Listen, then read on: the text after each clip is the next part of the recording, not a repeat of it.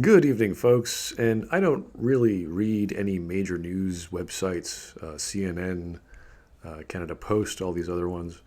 But this one really caught my eye for the obvious imagery, and it is a thick read. It is like, wow, there's so much going on in this blog post about fan culture and what fan influence should have on content creators. Not specifically like YouTubers, but people in AAA movies, games, Hollywood, that sort of thing. But this covers many topics, including video games. It's just all over the place. It's amazing. This is an amazing read by Stephen Kelly, and you could learn a lot just by reading this blog post about the person Stephen Kelly and who they are and where you think their interests lie in the political, social, economic spectrum, and as well as other interests. We'll see. The redesign of the new big screen Sonic in response to a fan backlash shows how people power is now shaping pop culture and what does that mean for creativity. That was a strange sentence, but okay. In the spring of 2019, director Jeff Fowler announced that the titular character of the new film, the live-action adaptation of Sonic the Hedgehog, would be totally redesigned in the wake of fan backlash to his debut trailer. Thank you for the support and the criticism, he tweeted. Boom. A man listened. The message is loud and clear. You aren't happy with the design and you want changes. It's going to happen, and it did. Fantastic. Sonic looks better. He did not look right. Now he does. Fantastic. That's all he had to do.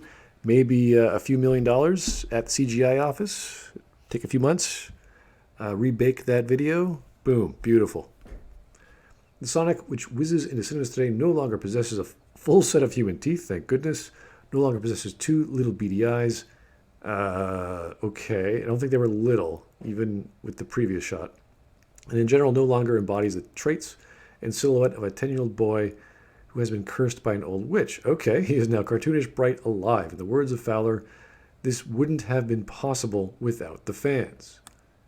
Which is strange because you would imagine they would hire a fan or creator of Sonic or some designer of the Sonic games, at least in 3D, to articulate who and what Sonic is, at least visually, and that's all. That's all they'd have to do is they call up Japan, say, hey, Japan, who created this guy? All right, boom, get him on the phone, and maybe we'll consult of a consulting fee.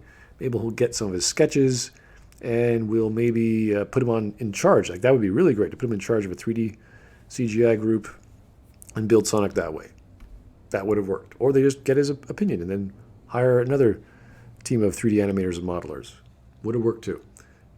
The ability of fans to shape and change the art they enjoy is nothing new. In 1893, the reaction to Arthur Conan Doyle, exactly, killing off of Sherlock Holmes, was so intense that he eventually resurrected him 10 years later. That's a great example. Arthur Conan Doyle was tired of writing about him and killed him off, falling from a waterfall, but then resurrected him because people wanted him back. Why not? Historian Greg Jenner, author of forthcoming book Dead Famous, a study of the history of fame, has even tracked the characteristics of modern fandom back to the 1700s, when rival supporters of English theater actresses would compete for dominance like Team Aniston or Team Jolie, okay, and to the 1920s, where fan groups would write thousands of letters to movie studios demanding their favorite actor be given better roles. It was the same thing as Sonic the Hedgehog having weird teeth and people going, no, that's not the game I played. As a kid, you need to fix it or I'm not giving you any money. That seems pretty fair. If you're making a movie based off a video game and you are not appealing to your video game fans, you screwed up. Or your fans see an obvious problem, you got to fix it. And thank goodness for today with social media, with having focus groups, with having time to launch. We have all these feedback instantaneously happening online that it's enough for someone in creative to go, hey, finally, you weren't listening to me, but now you're listening to the fans and they are telling you you're doing it wrong. Like, you could pay a man to make Sonic any way and he's going to go, this is not Sonic, but he doesn't have much influence in terms of production. So finally a producer was listening to the fans. That is a good thing. That is like having millions of people who are already fans of your work, because it's not yours. You're just taking the IP and adapting it to another medium and telling you your mistakes. That is the best form of QA outside of going live with software and then getting feedback that way and updating your software. This is using promotional material, the trailer, the first trailer, and getting feedback instantly. That's great. That's the power of social media. That's a good thing. And there's very few good things in social media, but that's one of them. The enormous success of Game of Thrones helped introduce geek culture and its brand of participatory fandom to the mainstream. Not really. Not that I could think of. All it did was made a fantasy genre popular, I think. Anyway, yet the unprecedented decision to redesign Sonic the Hedgehog to surrender so transparently to audience wishes represents something of a landmark moment in the modern relationship between artist and fan. Obviously, this dude is not familiar with Mass Effect because we wouldn't have gotten the extended cut and, other things as well. The latter of whom, thanks to the connective power of the internet and a changing media landscape, has never been so influential, so vocal, and some would argue so entitled. Really? Should fans have this much of a say in the pop culture they consume?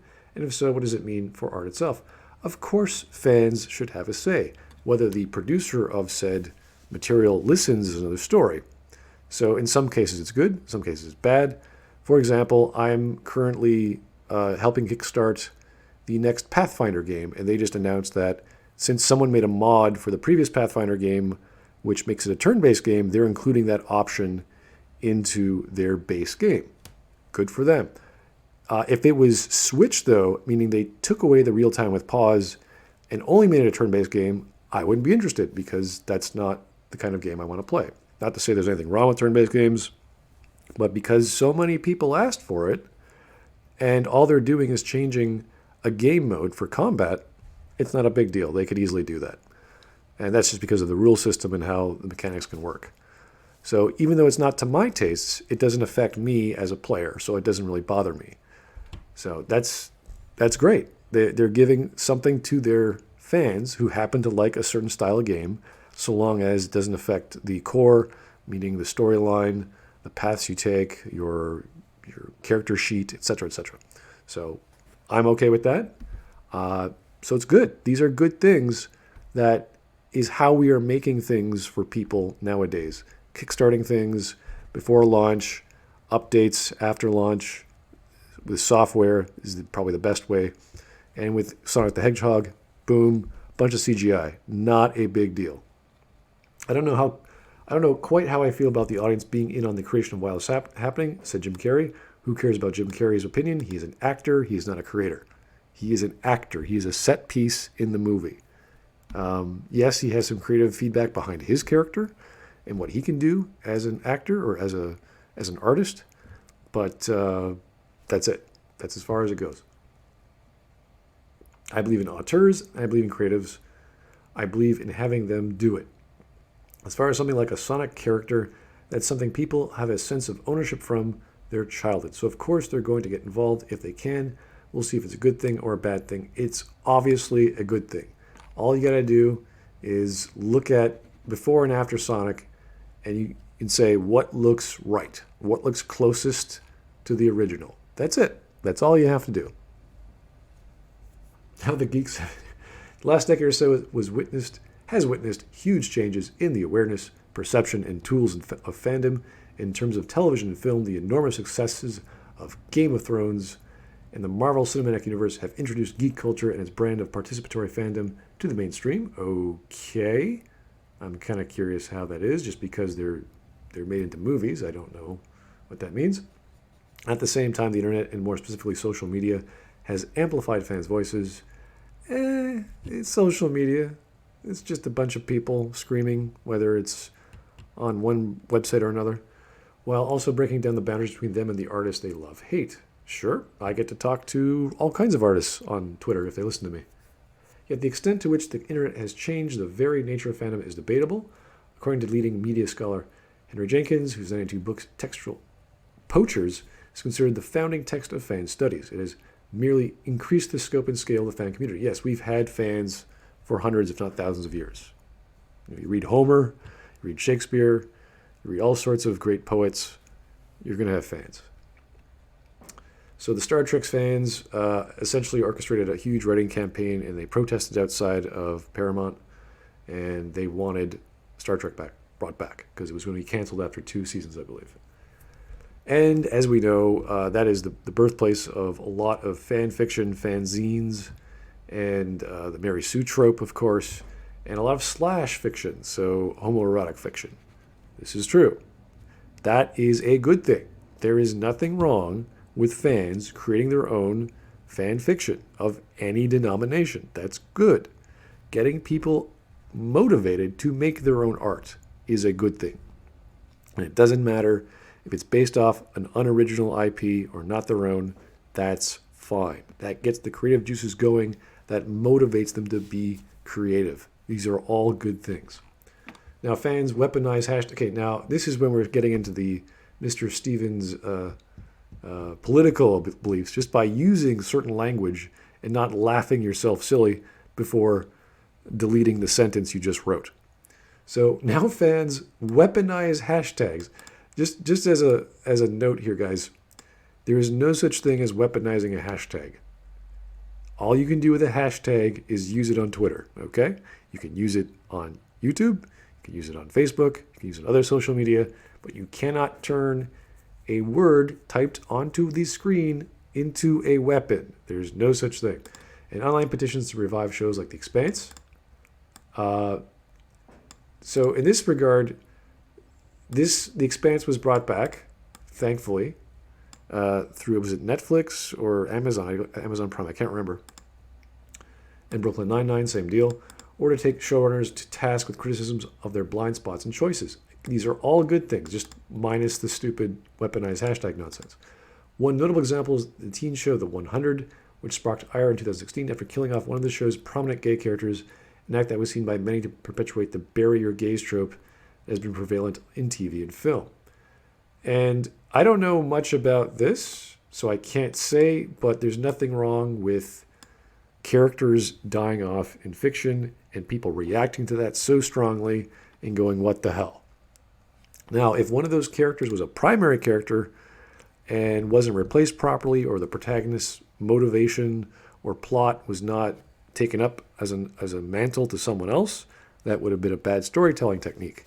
You don't just kill off main characters because you feel like it. So again, I can't comment on the actual nature of the murder of this fictitious character, and there are ways to kill people off properly. And sometimes writers do that for shock value. Sometimes writers do it because they've written too many characters and they have to get rid of them. There's all sorts of reasons why characters die in stories. So this is not in principle, it's not a very good argument to make that, oh, you killed off my favorite secondary character or whatever, boo-hoo. That's not a very good reason. However, I will say I stopped watching Game of Thrones at season 4 when Tywin died because I thought he made the show. So I wasn't sad that he was gone. It's like, oh, that's his arc. To me, that's the show. I'm done. I was happy with that. And as for fan fiction, there is most famously E.L. James' 50 Shades of Grey. Yes, exactly, you see, which was inspired by Stephanie Meyer's Twilight, originally posted as a fan on a fan website. And that, again, spawned its own series. You sell a book, you sell a movie deal, you're a millionaire. You make lots of repressed women happy with your weird vampire-inspired sex flick story. But beyond that, there's also the platform Archive of Our Own, which in 2019 won a Hugo Award for its archive of more than 4.7 million fan-written stories. Bravo. And I have not read one of them, or written one of them. Fans engaging actively with the materials of their culture has improved our world in countless ways. Exactly. Yes, it has. More media is a good thing. If you have an idea, if you want to be creative, get out there and do it. Make it, show it off, get people's attention, and you're going to make friends. You're going to make enemies. You're going to make people think you suck no matter what you do, but you're going to find friends here and there. Television as it exists today is largely a response to modes of engagement that fans have modeled over the past several decades, where more attention is paid to backstories and secondary characters, where there's a greater degree of serialization and the core mythology is sustained across multiple media platforms, and which builds in space for exploration and speculation. And we could look at the attraction of books, for where it be comic books, manga, and anime influence from Japan. We want these longer forms of storytelling that give us more information on the stories we love. So whether it's a genre, for example, the manga isekai genre, which I'm engrossed in almost every day, there's all these tropes, there's all these patterns, there's all these similar characteristics. And we want more of that. We want more backstory. We want more things that make this particular story more interesting as opposed to just really good art or really good looking art. We want more background information. We want to sink our teeth into these characters and why they are the way they are and why we feel for these characters when they do the things they do. That's why we can enjoy a drama for its romantic or dramatic elements like piety or any kind of revenge or any sort of simple plot like that. Or we can enjoy an action adventure of people being transported to another world and using their video game-like powers to defeat evil or good or what have you. It's the depth of a character we care about and the depth of the backstories of why they're doing what they're doing. Perhaps one of the most profound changes of the last 10 years is the extent to which the entertainment industry has begun to exploit the passion of fan bases for their own commercial ends. I don't see a problem with that. The industry needs fans more than ever before. That's why we have movies. That's why we have books. That's why we have genres of these stories. Because people want them, and they want to see the next new thing. They want to see who's the next new sci-fi writer, who's the next new romance author, who's going to do a really amazing story. When fans bite back, okay. On the more extreme end of the spectrum, even rely on them as investors. A famous example would be the 2014 big screen revival of cult detective, there we go, Veronica Mars, a sequel made possible only by the crowdfunding efforts of fans, and which subsequently led to a 2019 TV return on streaming service Hulu. So again, this is a good thing. People wanted more. The producers of a network from that show didn't know what they were doing. People wanted more. They crowdfunded something themselves. They got the IP and got it back on. Good for you. Writing for Vox. Oh, here we go. Thomas, they said, has taken advantage of their desire to see Veronica and Logan together, using their investment as shippers to leverage not just their time and attention, but the literal dollars of their pockets. In that case, didn't he owe them something? In that case, yes. If someone's literally giving you money to produce something like a Kickstarter campaign, yes, you do owe them exactly what you promised or exactly what they're asking for. And if you say that's what you're going to do. Yes, times have changed. The sense of ownership reflects the way humans have always engaged with stories.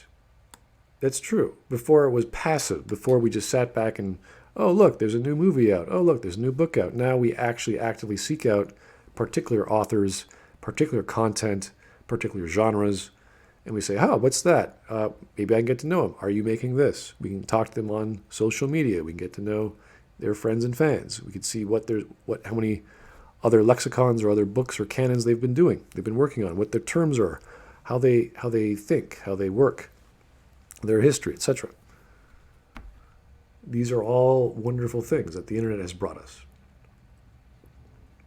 Such a fan-guided approach to art also feels endemic of a time when a lot of mainstream storytelling has come to be regarded more as a product designed to service the consumer than a means of artistic expression.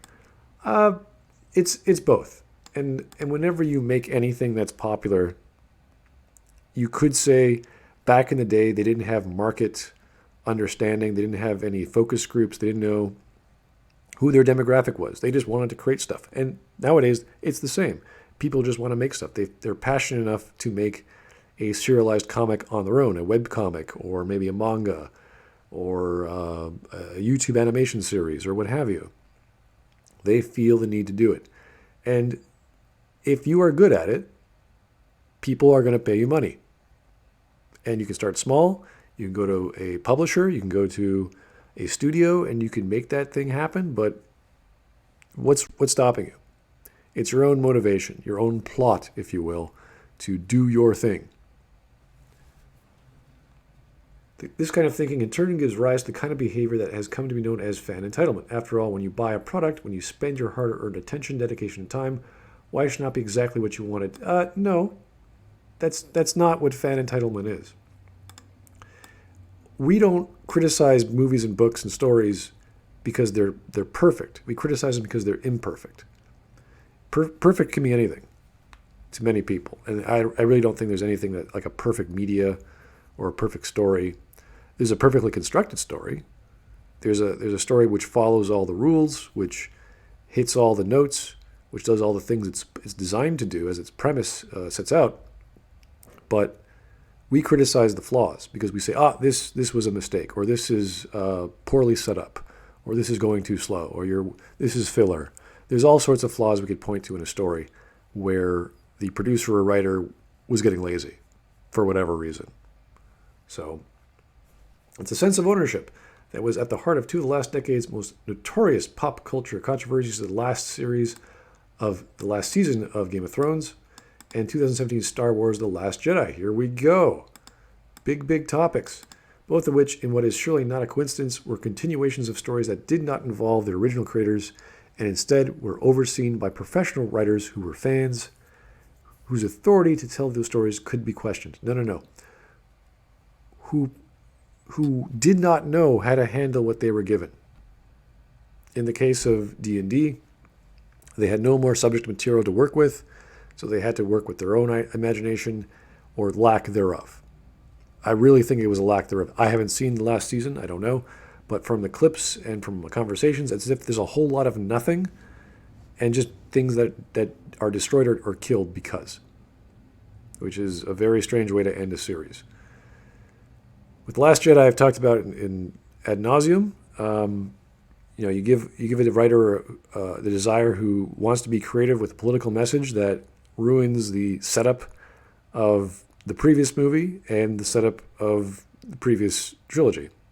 So it's a lot, and then you destroy a whole bunch of lore. So there's a whole lot of things going on that's wrong with The Last Jedi as well as the last season of Game of Thrones.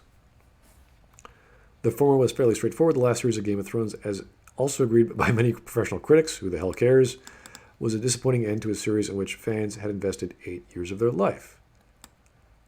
That's taking a bit personal. I just say it's bad writing. They didn't know what they were doing. They didn't know how to end a story, which is ridiculous. If you realize to yourself, hey, we're going to do the entire series and we're going to have an original ending to the book, because it hasn't been made yet, then you have to plan that out before you get cracking. And they never did that. They rushed it. Among other things, this resulted in a petition of more than 1 million signatures on HBO to remake the last series without incompetent showrunners, D&D. Ridiculous? Well, no. If it's a bad product and people are getting ultimately a bad ending, and that should be argued.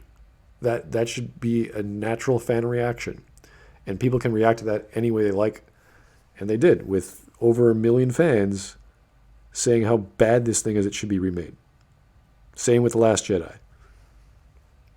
A generous reading is that was the point, to articulate protest and dissent by exploiting the hunger of the exploiting the hunger of the digital news media, who are regularly complicit in amplifying toxic subcommunities in search of traffic. That's just the news cycle.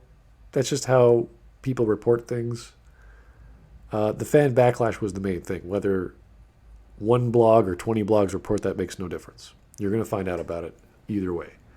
It's kind of like how social media works. One person says this thing sucks, everyone finds the hashtag, or everyone has the same opinion. They start talking, they make a Facebook group, they start arguing, and they make all sorts of memes. The Last Jedi furor, however, was a bit more complicated. Oh God, yes. The second in the latest Star Wars trilogy was a film that aspired to show that stylistically bold and thematically challenging filmmaking was still possible. Tell me, what stylistically bold and challenging themes in the film was present? Like, just what are you talking about?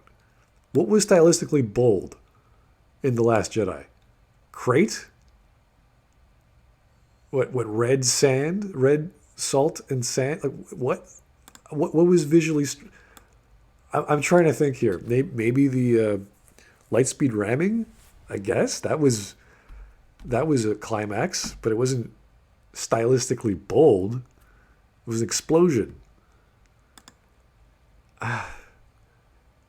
Thematically challenging filmmaking. What is a thematically challenging filmmaking? What is that even? You see when you have too many words together, like a movie Bob sentence or a movie Bob speech, you have adverbs and adjectives that just, it's like, what is it? What is this? Can anyone tell me? I don't know. Many critics and fans adored it, but yeah. But a vocal minority, no. Hundreds of thousands of fans, aghast at its perception of nostalgia, of inherited power, of the idea that an older Luke Skywalker would not be more complex than a leveled up video game character. What utter nonsense. What crap is this? To say this sentence.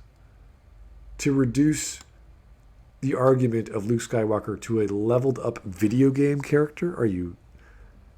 Did you watch the same movie as us? That was not Luke Skywalker. That was, as we like to call him, Jake. He was the way he was because he got scared. That's not the Luke Skywalker we know. We have an entire trilogy, all within the last, mostly the episode 6, where Luke grew as a character. He threw away his weapon, all to die for the belief in his dad. He didn't give up. He fought on the belief alone, not physically, but idealistically, so that his dad would wake up. Or rather, we don't know what would happen at that point, but Anakin came to his senses and finally did something to save his son's life. Where was it? Okay. Sorry. They clogged the internet for months with vitriol and abuse. We're still talking about it. Blah, blah, blah. Kelly Marie Tran, no one cares. And so, in a craven capitulation to the worst impulses of modern fandom, J.J. Abrams followed Johnson's film with The Rise of Skywalker. Really? A desperate and creatively bankrupt barrage of fan service, which will forever serve as a reminder of the difference between giving fans what they want versus giving them what they need? What the hell does that have? How do you even gauge what a fan wants and a fan needs? You could look at a movie, or movies like the Star Wars series, and say, okay, Star Wars has these elements. This is what a Star Wars series or a movie is. You do the same thing with any other movie franchise or movie series and say, okay, we need to have this and this and this, and they have to represent this, and they have to do that. And then you can do whatever you want. Rian Johnson didn't do that. I'm not sure what he did, actually. Now, I don't know what J.J. Abrams did because I haven't seen episode 9, and I will soon. But to say that he gave them what they wanted but not what they needed is a bigger conversation, which implies that this person, Steven, knows what the fans need, which is a strange thing. Which means he's either a film critic and knows what Star Wars is and what it needs to be Star Wars, as well as what fans need from Star Wars. Because there are a multitude of fans of Star Wars with their own desires and interests. There's the fans who just love everything. It doesn't matter. It just says Star Wars, they love it. It doesn't matter what it is. And there are fans who are very picky. Like, this is not Star Wars, this is that, etc. So this is a very loaded sentence in a very small paragraph. How fandom fed into the culture wars. Okay, it would be naive to think that the backlash against The Last Jedi, again, I don't care about Tran, were motivated purely by a dislike by storytelling choices. Yes, it was. What else would you argue? How else would you argue that? That's stupid. Instead, The Last Jedi was become one of the many flashpoints in recent years, the 2016 female-led reboot of Ghostbusters being another. Maybe it's also because that's another really badly written movie with really bad jokes. It has nothing to do whether it's all female or not. In which the TV and film industries push for diversity, which is nonsense, and inclusion, which is also nonsense, has been met with vicious campaigns of racism. And no, it hasn't. I've not met one racist or misogynistic person who hates these movies. They don't hate it because it has women in it. They hate it because it has bad content, bad stories. Why is that so hard to grasp? I don't know. Racism and misogyny in fandom isn't a new phenomenon. Well, so is all kinds of elements in fandom. You get fans of every stripe. You get smart fans, you get stupid fans. I talk to all kinds. Whether they have insight into the media or whether they don't.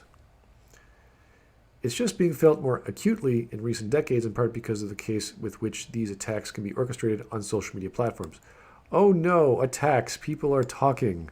People are pasting their responses into 140 characters. Oh dear. The attack is so deadly.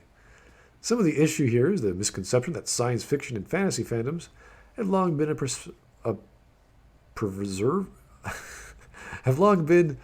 persevere for straight white men. A preserve. I'm reading this wrong. A preserve for straight white men, and they have some of the most diverse fan bases of any genre. That's true. Anyone can like any genre. We don't care whether straight white men are in the majority or not. It makes no difference. So some of the toxicity is definitely a small percentage of white straight male fans. Again, no evidence. Just saying it is does not make it true. Conflating mainstreaming with a forced diversification. What the hell kind of a sentence? When that diversity has always been there. Yeah, I don't even know what this sentence means. The bottom line is that these types of fans are used to being at the center of these stories. And now that is shifting. Okay, I don't know what that means. That is like saying, well, because Luke is a white male, a young white male in episode 4, therefore the fans are the center of those stories. That's nonsense. Anyone can relate to Luke because of his story, his background. He is the everyman character trope or archetype. A girl can relate to that. A boy can relate to that. An old man and an old woman can relate to that. They see themselves in some degree, in some sliver, in their character, and they go, I know what this guy's going through. He just lost his family. He's looking to the horizon. He's about to embark on a journey of self-discovery and adventure. That has nothing to do with being straight or male or white. The bottom line is that these types of fans are used to being at the center of these stories. No, they're not. You could argue some male fandom in comic books are, because comic books are inherently for males or were designed that way primarily. They still are. Nothing to say that women don't enjoy them or there aren't comics specifically for women or romance comics, etc., but they're predominantly for males. Again, if they're good stories, other people can appreciate them and identify with characters in their own way. And now that is shifting and they feel a loss of power. No, they don't. They don't give a crap. What loss of power? How do you have a loss of power of a story that's not for you when you don't read the story? That's ridiculous. Let's say there's 10 stories and 5 of them are ones you like. You can identify with them, whatever they're about. The other 5, you don't identify with the characters, you don't like the stories, you don't like the premises, you either never hear them or you start to read them and you just put them down as you don't care. That doesn't make me feel unempowered or not the focus. There's thousands, if not millions of books I haven't read. Why would I feel unempowered? It's like, I can't go off on a magical adventure because the main character is not like me. What utter nonsense. How can you be offended by things you haven't experienced? By stories you haven't read? What is this argument? And then ironically, they remain privileged in almost all respects. This is a nonsense statement. I don't know where it's coming from. How can you be ironically privileged in all respect of a thing you've never experienced? I don't get. If I read a book and I say, "Oh, this does not feel empowering," it's not because I can't identify with the character who's feeling empowering. I could go, "Oh, the villain is killing everyone." Oh, I can understand where he's coming from. If I can understand that, I feel empowered, even though I'm not 100% behind the villain doing their deed. I don't think most people can, but you can identify with a villain. It's just an awkward thing to say. I feel privileged because the villain, well, he's not a male, he's not white. Yeah, I don't know. Got to put this book down now. Can't identify with him. What's he going through? I don't know. Oh yeah, that backstory I read of why he's a villain, why he or she is slaughtering this village. He's motivated for hatred over the Empire, and it's an Empire-controlled village. Wow. Can't put two and two together there. Can't feel empowered. Can't fight the power. Nope. It's beyond my comprehension. What makes things even more complex for people who are idiots, or people who invent problems like this one, is how these backlashes against the changing face of pop culture tend to feed into the wider culture war between conservative and progressive values and vice versa. Absolutely nonsense. People do not want politics in their media unless the media is about politics. Unless you're telling a story about politics. This is very simple. People do not like being told what is right and wrong. If you're going to teach something about politics or ethics or morals or whatever, you do it in a subtle way. You don't beat someone over the head with it. It has long been argued, for instance, that the 2014 controversy Gamergate, which avoided harassment campaigns against women and minorities, which involved harassment campaigns against women and minorities in the video game industry, laid the groundwork for the tactics of the alt-right. No, it didn't. It did not involve harassment campaigns against women and minorities in the video game industry. You could argue some people on Twitter or other social media platforms did that. That certainly was not the case. Again, Gamergate is just a hashtag. That's all. There were stories published about people in games journalism which were doing quid pro quos for other people, for game developers in the indie game scene. That's about it. There was some other stuff about bashing some stories or some games because they didn't match a certain political agenda from these journalists in the Gamer Pro secret blog or YouTube, was it Yahoo group? So there are a few stories there, but that's about all it was. Again, hatred on Twitter. Oh no, someone is angry at me on Twitter. Oh no, 1 million people are angry at me on Twitter. Oh, what do I do? Well, you turn your phone off. That's the simplest one. You block them. Again, this is a feature. These are not hard things to do. This is not a problem. This will never be a problem. This kind of thinking is a hate campaign, a harassment campaign, really. Who themselves have found fertile ground amongst men angry at black stormtroopers and female Ghostbusters. Who was angry at Finn? Female Ghostbusters were stupid. It was a bad story with bad comedy that no one liked, that has a critical mind who appreciated the original Ghostbusters. Said, oh yeah, this is a great film. No one I've talked to, even those on the opposite or various other left-leaning political spectrum, thought this was a bad movie. They thought the jokes weren't funny. Meanwhile, right-wing newspapers in the UK launder negative fan opinions of, say, the current storylines to Doctor Who to support their own agendas against so-called wokeness. Well, this person has just mentioned every conceivable thing. Gamergate, being woke, the Ghostbusters movie, The Last Jedi, Game of Thrones. Like they just took the biggest stories of the years and just threw it together. This is nuts. Probably going to talk about what Captain Picard next, but this is a fandom problem, or is it simply a symptom of a larger disease? It's dangerous to paint this as a clean case of cause and effect. In my view, the relationship between these incidents and our current political moment is completely symbiotic. In retrospect, these incidents seem like a subcultural sign of things to come. This is a bunch of nonsense. I'm sorry. Cultural critics, like someone has the audacity to coin themselves a cultural critic, or to know what the culture means, what is culture, what is media, etc. If anything, this moment in fan culture is evidence of how long these culture wars have been waged, and how deeply they permeate our interactions with society, culture, and each other. All it is people who love or hate one thing, or love one thing, can turn that emotion into hate when you screw it up. And it's not their criteria for what is a Star Wars movie, or what should be in the movie and they didn't get it. It's nothing with that.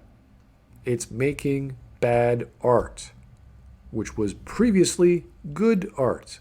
For example, if all the Star Wars movies sucked, they did not resonate with people, if Episode 4 never took off and they only made 4, 5, and 6, wouldn't be a big deal. Be like, oh, look, there was that weird thing that some guy named Lucas made, and made a few $1 million back in the day, and that no one cared. It's when you do something good that resonates with you on some level, and then you twist it into your own distorted version of it, that people say, well, this is not the same. This is not Star Wars. This is not James Bond. This is not Harry Potter. This is not whatever.